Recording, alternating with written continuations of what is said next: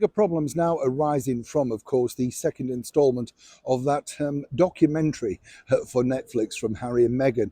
You would think, of course, that His Royal Highness the Prince of Wales might be very angry. Well, he is in some quarters, but I've been speaking to someone who's very close to him, and here is something of a revelation regarding his personal thoughts. Hi, good morning, Neil Sean here in the very heart of London. And as ever, lovely to have your company. Nice to see you today. Hope you're all keeping well, fine and dandy. Let's have a big wave. I know. I'm holding the camera. If I hold the camera, I'll drop it. By the way, my hands are freezing. Oh, yes. Forgot my gloves. Do you do that? I know. Put them out, walk past them. It's not a sign of age. It's just, we're just busy.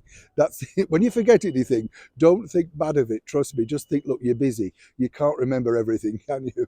Now, this is a big problem, as I say, on a more serious note, for the Prince of Wales, His Royal Highness Prince William, whichever you want to call him. What a man, what a leader. You know, thankfully, we have him as the future of the British monarchy, alongside, of course, his beautiful wife, the Princess of Wales, Catherine. But it's interesting because of all of these attacks that they've endured over the last 2+ years now, when you think about it, you would have thought that Prince William was in fact very, very angry. Well, there are two sides to every story, as we know.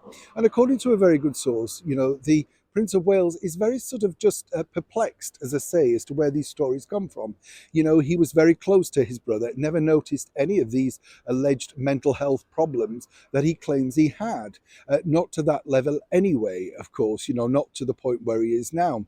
But according to that good source, the Prince of Wales really doesn't want to see any personal attacks from any senior members of the British monarchy because he's very concerned about his younger brother's state of mind. This is not mental health, state of mind. He said he doesn't recognize the character.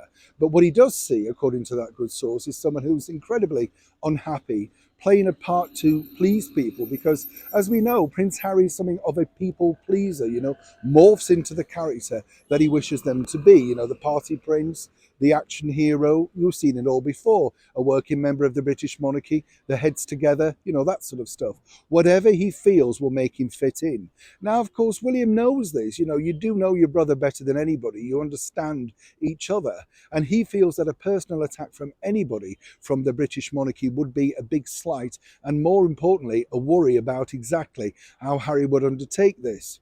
Now, what does he do next? Well, that's the bigger problem, isn't it? They hope by just ignoring it, as the British monarchy often do with this sort of situation, that it will simply go away and it becomes part of the annals of television history. How many people really rewatch the Fergie Oprah interview? How many people watch the Jonathan Dimbleby Prince Charles interview? It's only the media that bring it up, the mainstream media, every now and again. You know what I mean? And this is exactly what William's thinking.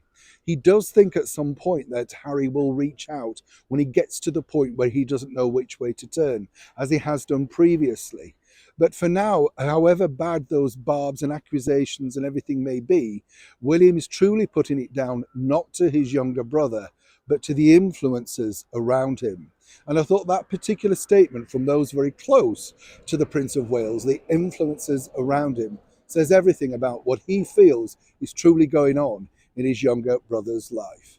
As ever, when I know more, you'll know more. Neil Sean in the very heart of London.